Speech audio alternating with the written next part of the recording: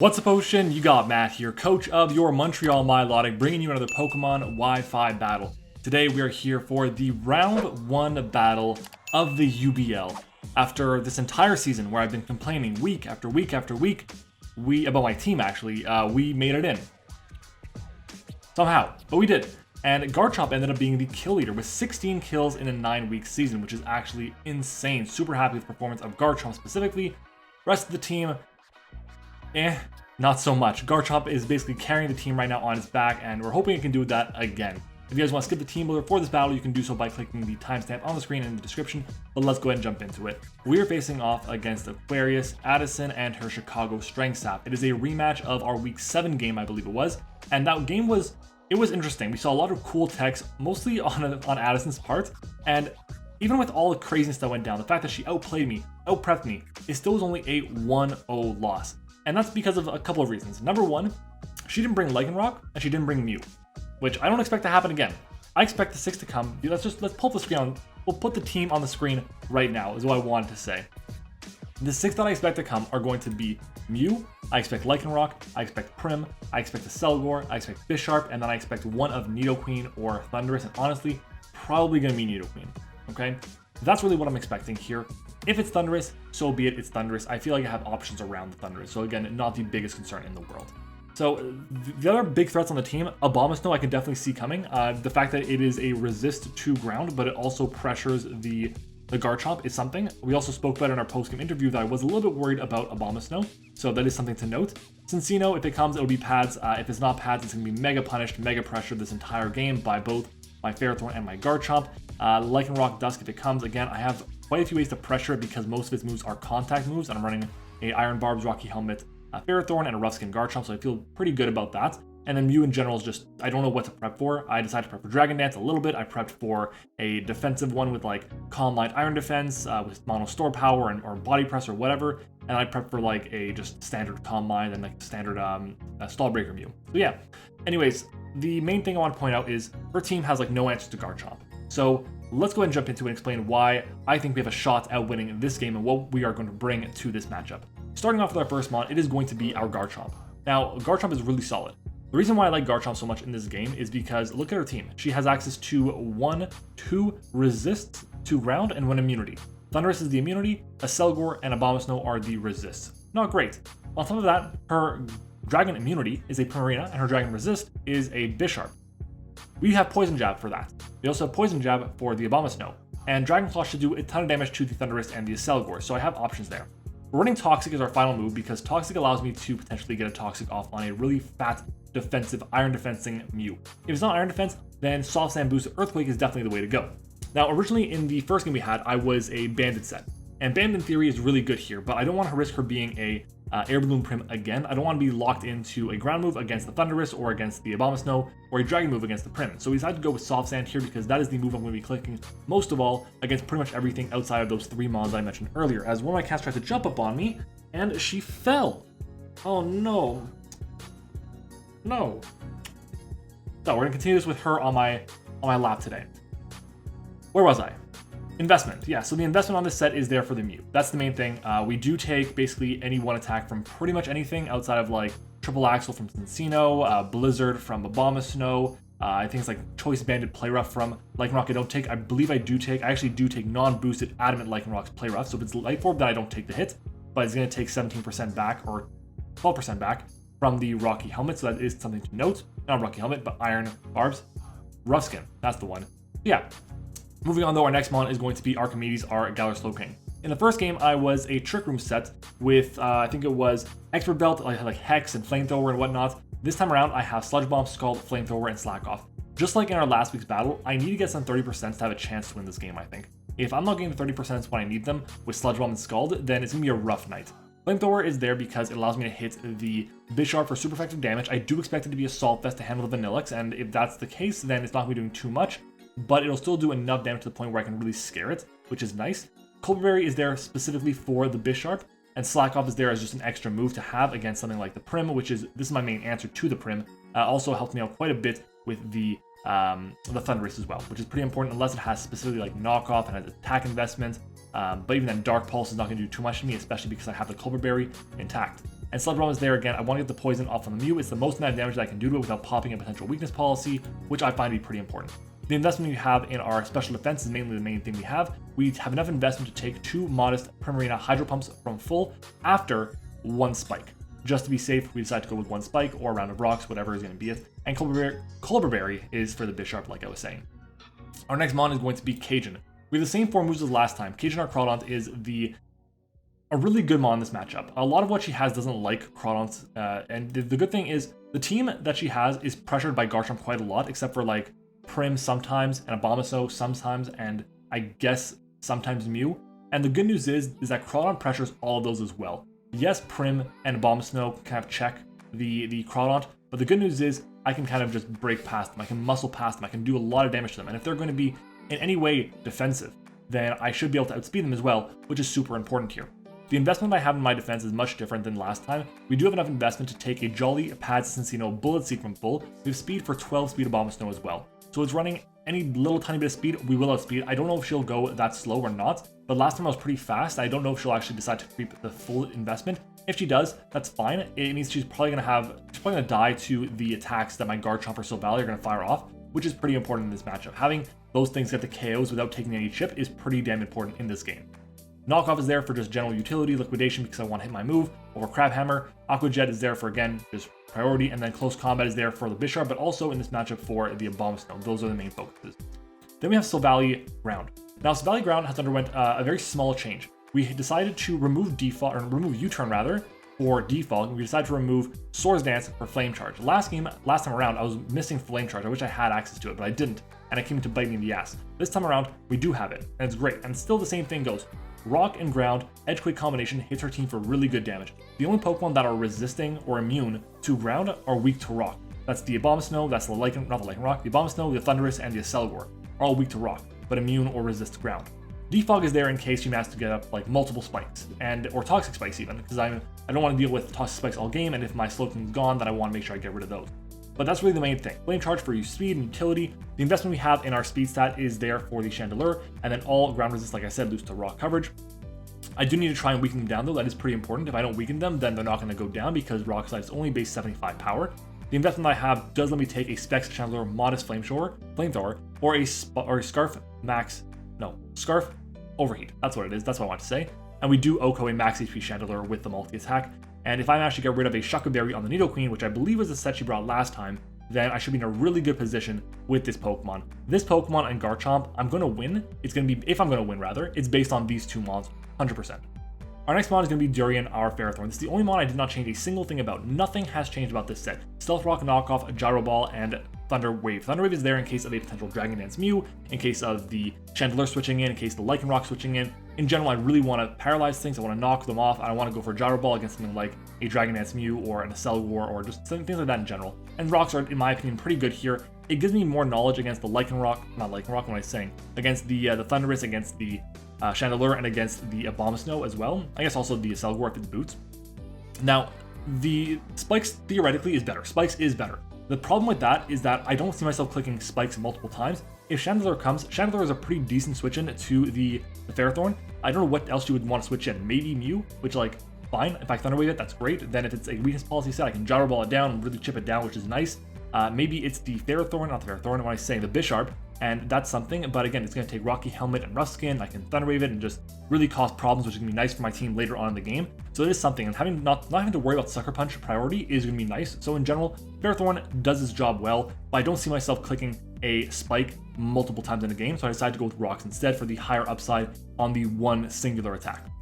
And then finally, we have the only new Pokemon to the roster. I removed Clefable and I put on Rapidash. Now, Pitmaster is our mon that we're bringing here. Last time she did not bring the Lycanroc, which kind of incentivized me not to bring Rapidash, but I'm bringing it this time because I don't know if she'll have room for Stone Edge. I feel like she's going to want to run access to Cell Rock in case of priority on anything, and that ability to break through my Vanillix, my Mantine, my Rapidash, and my Butterfree. She's also going to want to have Close Combat or Fire Fang to help deal with the Ferrothorn. I think Crunch or Drill Run is super effective as well in this matchup, and I also think that Play Rough makes a lot of sense too.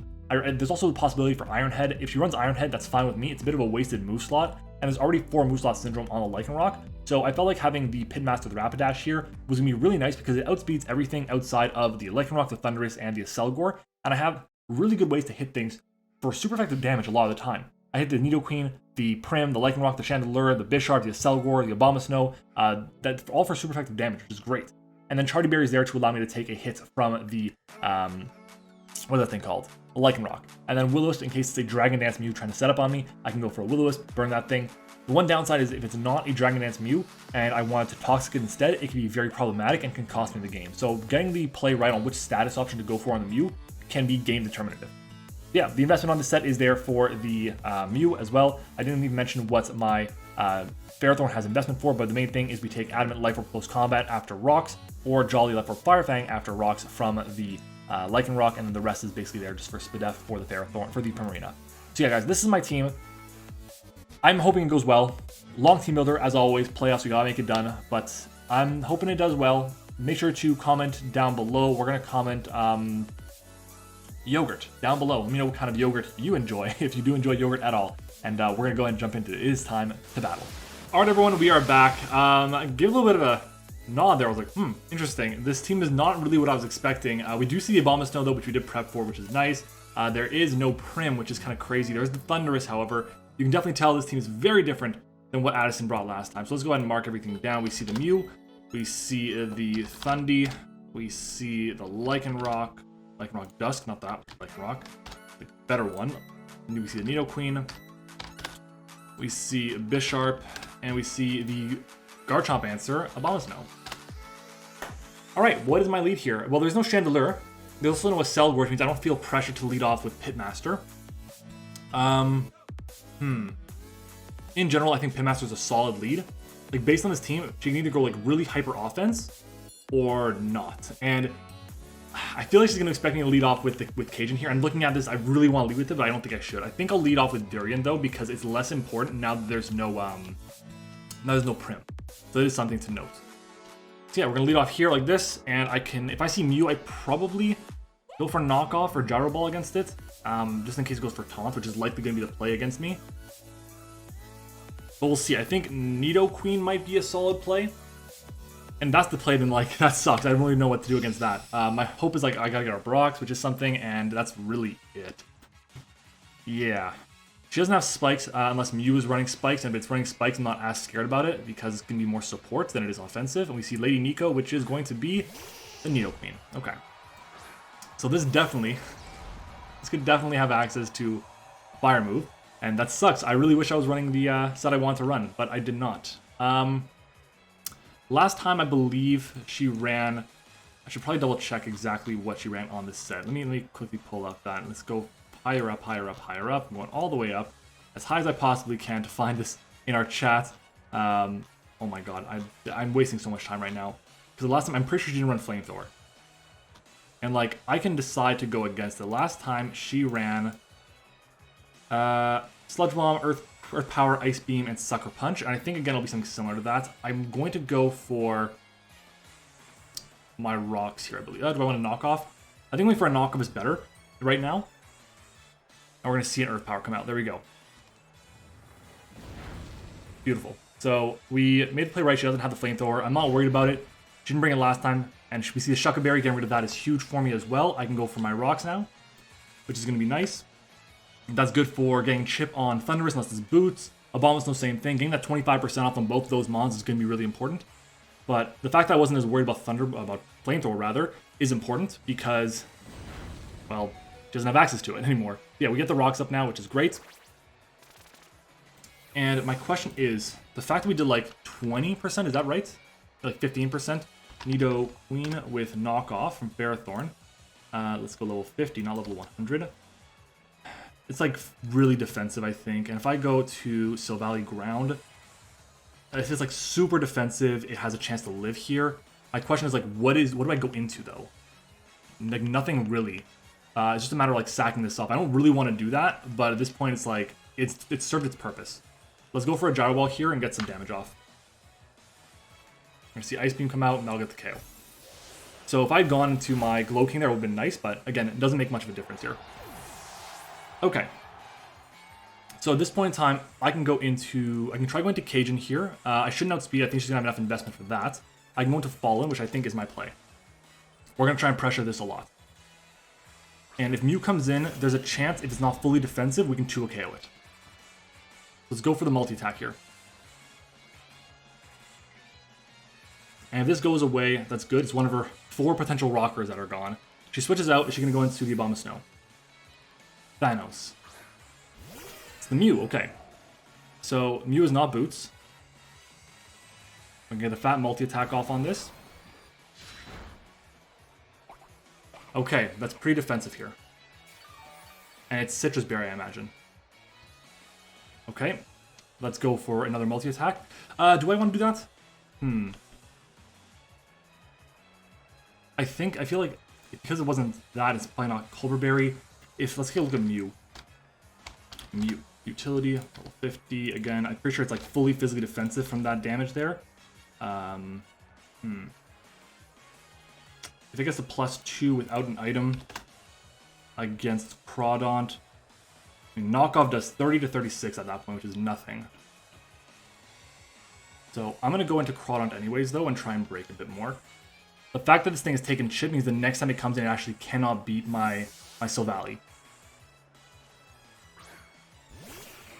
Alright, what is her play here? Spikes. Okay. Interesting. Well, I have Defog, which is okay with me. I'll go for the knockoff, I guess, is what I want to do. Let's do that.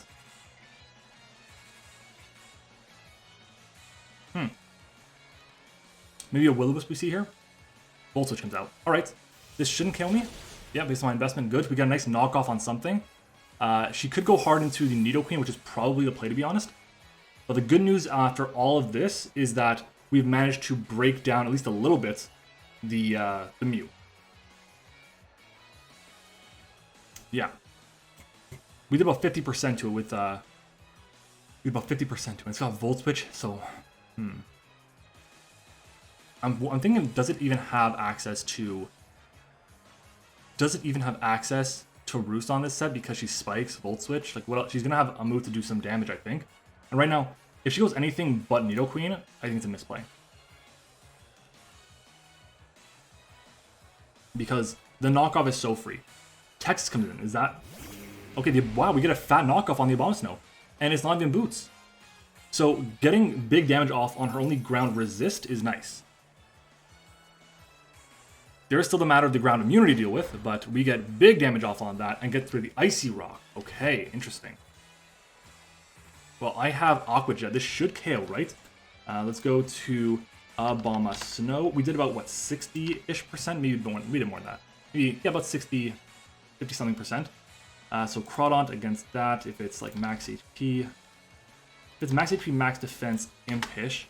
Aqua Jet is 12 to 15. Aqua Jet is my play here. And she's going to stay in, and we're going to get the KO on the Abomasnow, right? Yes, we do. Very nice.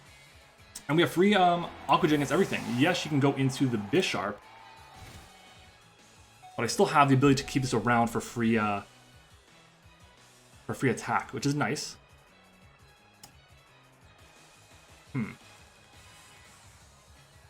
This is not bad. She can go into Lycanroc here, or into Bisharp. One of the two is the play. Question is, against Lycanroc, what do I go into? MattOshea, is that the Lycanroc? It is the Lycanroc. Okay. I could risk this and go for the attack. I could go into Fallen here and try and pressure a bit. I can go to Pineapple, but I don't think Pineapple's the right play here, especially after the spike. I think what I just have to do is I have to go for the Aqua Jet and just get my chip. Yeah, so this is a Cell Rock that'll get the KO. We'll see if it's Life Orb or not. Buffeted by Hail. Okay, so it's not Life Orb, which is good to know. I could go... I think Fallen is my play here now.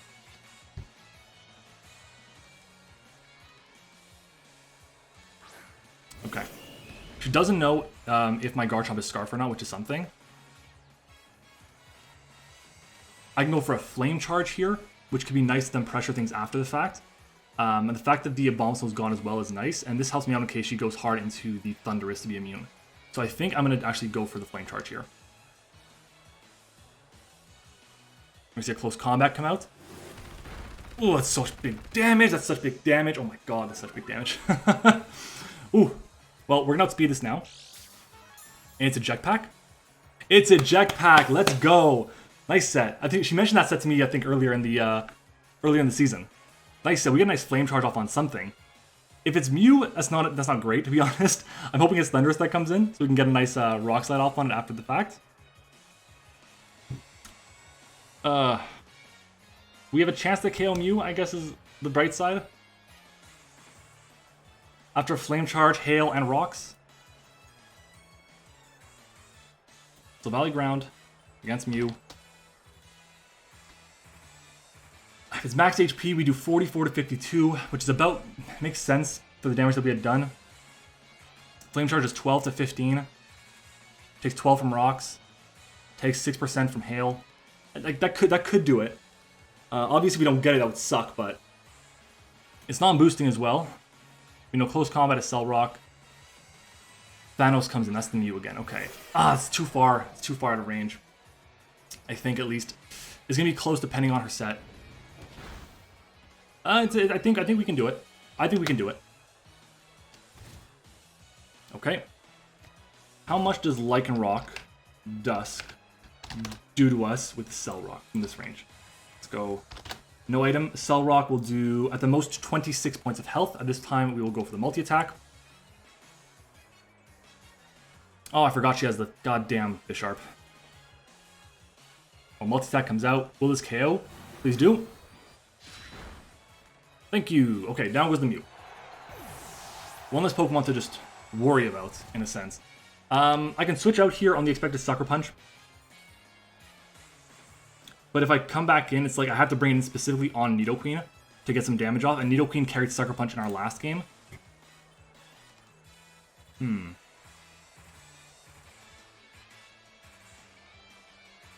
Ribcage. There is the Sucker Punch using Bisharp.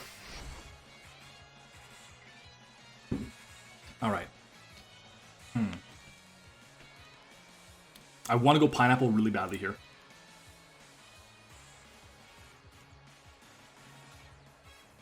Pitmaster is nice to have around with my Culberberry, my Choppleberry. What is that? No, wrong berry. How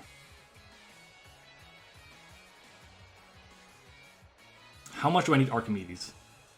Like, not much. I can get a nice Flamethrower off on it. We're gonna go Pineapple here. She's gonna go for a Sucker Punch. I have to just make that play. If she doesn't, she doesn't. Because if she doesn't, she's gonna lose her Bisharp. Yeah, there's a Sucker Punch. Okay. So we take the Hail first, which means we know it's not Scarf. I so want to go for Dragon Claw here. I so want to click Dragon Claw.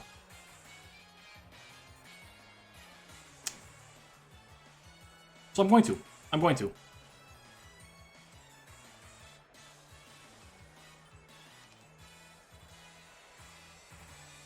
Please go into Thundurus. You know, just switch out. Switch out at all.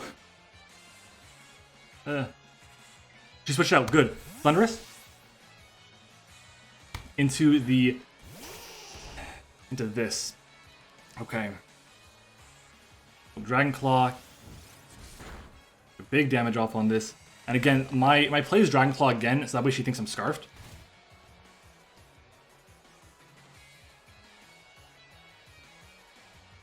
She could have Sucker Punch. Like, we were concerned about that, but we're going to see a Dragon Claw come out, and that'll get the KO on the Nidoqueen. Alright. Alright. Oh, Bisharp. Bisharp. Lycanroc Dusk with no item against my Garchomp. Close combat does 55% at most. Play rough does 83% at most. It does a maximum of 154. I'm currently at 140. It's about a 62% chance to OHKO if she's Jolly. I can go Archimedes here.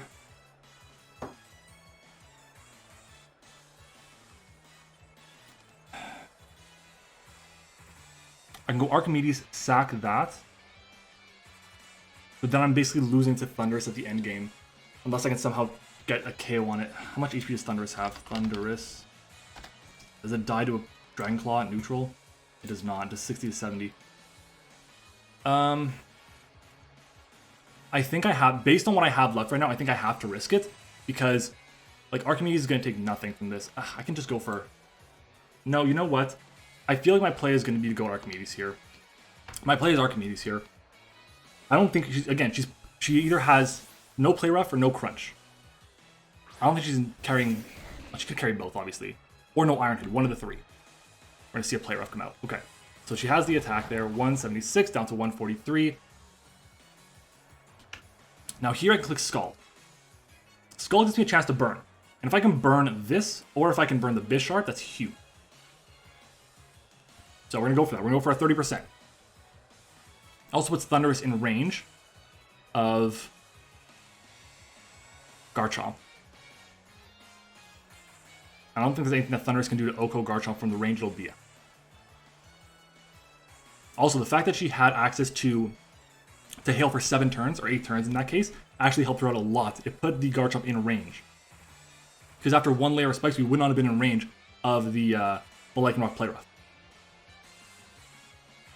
Man, I'm so nervous for this. This is a good game so far. This is a good game so far. But I should take any one hit, because it's not Life Orb. Galar Slowking. You see a switch? Funds are okay. Is it Boots? It is Boots. Okay. 25% there, and the burn. I will take the burn. Okay. Thundurus at +2. We have our Culver Berry. So if it goes for a +2 Dark Pulse, it is... Let's see. It should only do 38% to me right now, because that's with the Culver Berry. Thundurus Thunderbolt at +2 to 64%. So here I'm going to go ahead and click Sludge Bomb, I guess, is my play. This will do 43 to 51. It'll make it so it's a 2 KO. So I'll do that. And if she doubles, then great play. We're going to see an Incinerate. Getting rid of my Culver Berry. Nice. Okay. Very cool.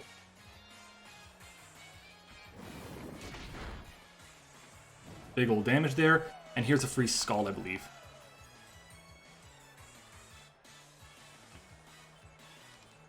I can go for a Slack Off here, right? Is that the play? That's not the play. That's never the play.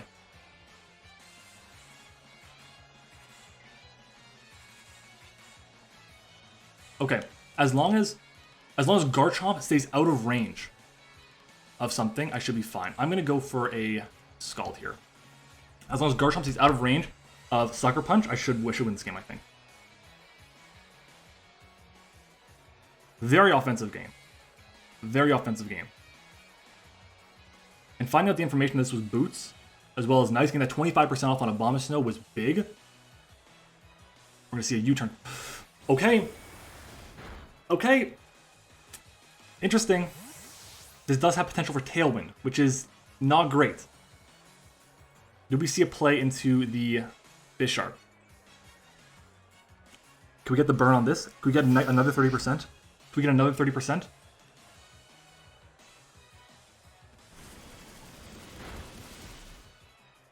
Oh my god! I am the best player in the... No, I'm kidding. Oh my god, I'm lucky. I am lucky. I am lucky.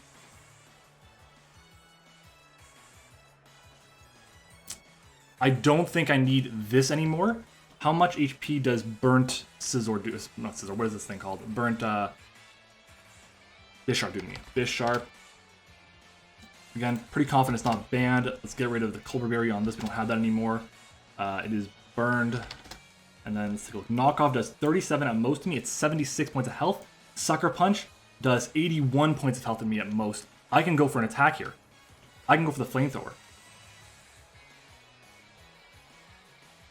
We see a knockoff, does a KO. Is it boosting item? It is not boosting item, and that burn comes in clutch for us. That burn might have cost Addison her season. Because we have the KO there too. Amazing. Oh my god, and Slowking still has a Regenerator in the back still, which is amazing. It can come in and check the Thundurus. That's big. That's big. That's very big. Here, I think I can go and sack off... I can go in and sack off my Sylvally. I can sack off Sylvally. I can switch back into this. I can sack off Garchomp against the Lycanroc, I think it is. I should be fine. I have Slack off, so I can always recover back up on the Thundurus too. That double burn comes in clutch there for me. Incinerate for the potential berry, and then comes MattOshea, the Lycanroc. Okay. If this has Swords Dance, obviously that sucks. But it means it doesn't have a way to hit this thing outside of a Cell Rock for more than neutral. So here I can go into Fallen. Sacking this. My hair has gotten so damn long. Needs to grow. I need to get a haircut. Big time. Been saying it for weeks. So Sylvally's a sack here. Crunch. Okay, so it does have Crunch. So she predicted correctly by not having Iron Head, but what are you going to do? Here I can go into Pitmaster.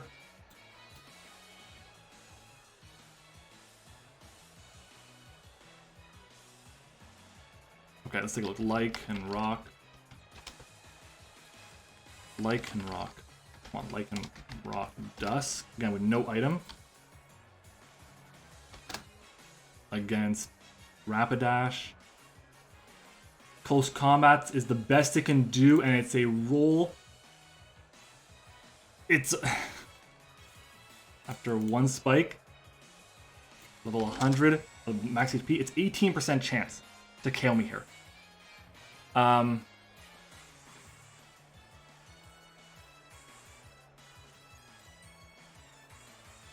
feel like Archimedes into Garchomp is a safer play. I may regret this. I just don't want to lose to a fucking 20% roll.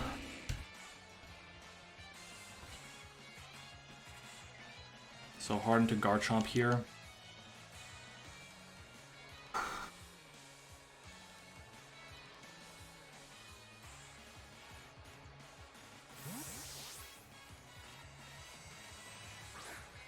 Just like, I could have choked this game away by doing that. Crunch. Okay.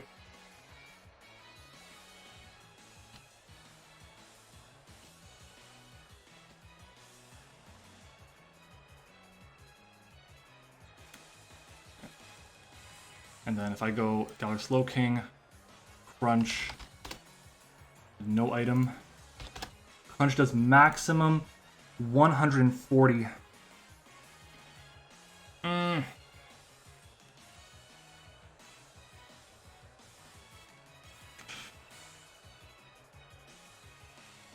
Spikes is 12.5%.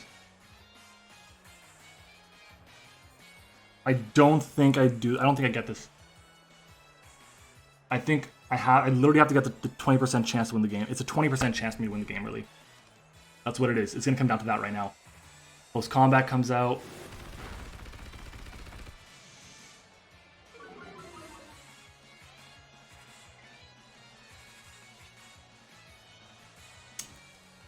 It's gonna be Close Combat for game. Not Close Combat. Yeah, this Close Combat hit here for game. I'm at 135. I'm in range. I can go into Rapidash. I have to do that. An 18.8% chance. It's at -1.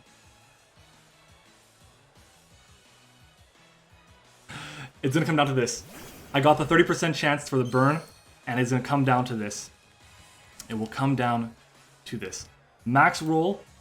No, there's 3 rolls that do it. A 127, a 128, and a 130. That's if she's max attack Jolly. And here I have to go for the Flare Blitz.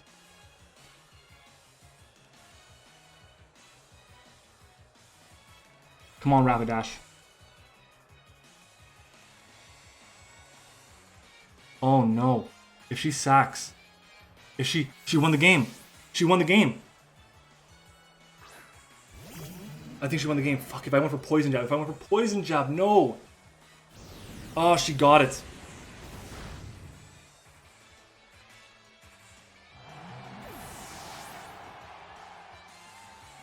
I'm at 116.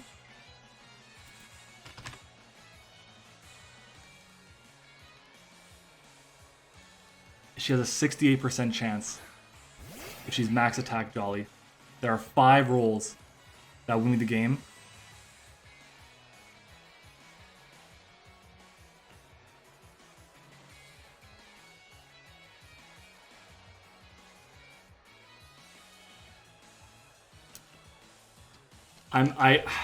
She's gonna go for close combat. I'm gonna switch out. If she goes for close combat, I think I have it. Just need a bit more regen. 135 down to 110. That's 25 points of health. Close combat. Oh my god. I'm at 86. I don't think it's enough. I don't think it's enough.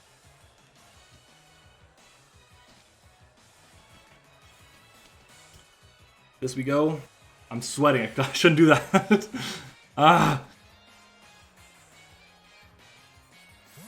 Need a bit more regen. 140 is the max.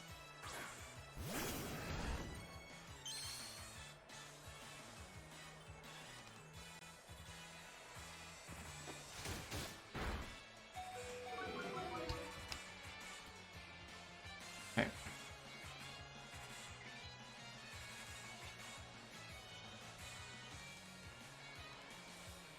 $140 is the best I can do. You have 25 points of health. I increased my chances.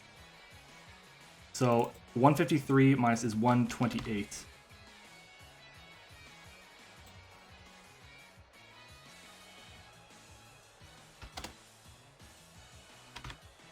It's a 56% chance now. I increased my odds by 15%. Please. Please, Slowking, please. This spike. Please, Slowking, please. Come on, Slowking. Come on, Slowking. Come on, Slowking. Come on, Slowking. Let's go. Oh my god. We fucking did it. Oh. What a game. Oh my god. Oh my god. Oh my god. We are at what, 128? She got the 4th lowest roll. There were 7 rolls, I think it was. 7 rolls that let me win that game. Oh my god, we got the W here. We go to the semifinals of the UBL. Okay. I feel like I played well. Obviously, there were plays I could have made that might have been a bit better. Possibility. But we did what we had to do. And we got lucky with the burn on the Thunderous. We got lucky with the burn on the Bisharp. She brought a really cool team. And it paid off. But I'm in shock. I'm in shambles right now. Holy shit. What a game. Okay, I'm gonna see if we can get it for post-game interview. I don't think so because I didn't ask in advance. But at the same time, just that game was so good. If you guys enjoyed the game, if you guys enjoyed the video in general, leave a like on the video, of course. We're trying to aim for 40 likes on every single video. We've been kind of pushing 30 lately, so if you guys really do enjoy it, leaving a like does help the channel a lot. If you guys want to support the channel by going the extra mile, you become a YouTube channel member, just like all these people here did. So shout out to our channel members. We have Liv, Eric, Zeke, and Michael Brown as our level 1s, Tone as our level 2, and then we have Sully and Jay Fuka as our level 3. At level 3 channel members, you get access to a free team building session with me. It'll be once a month, and honestly, it's a ton of fun. You guys have a chance to learn something new. I learned from you guys. It's a blast. But yeah, guys, GG's to Aquarius. Make sure to go check out her side of the battle. She has been a phenomenal friend these past few months, and I'm hoping that we can continue our friendship, keep it going, because she honestly is an awesome person. But yeah, guys, thank you so much for watching. Hope you enjoyed it, and I will see you all next time.